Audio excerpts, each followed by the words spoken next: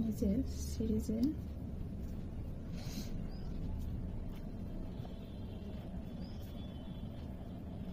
ফাঁকা জায়গায় কোন সংখ্যা হবে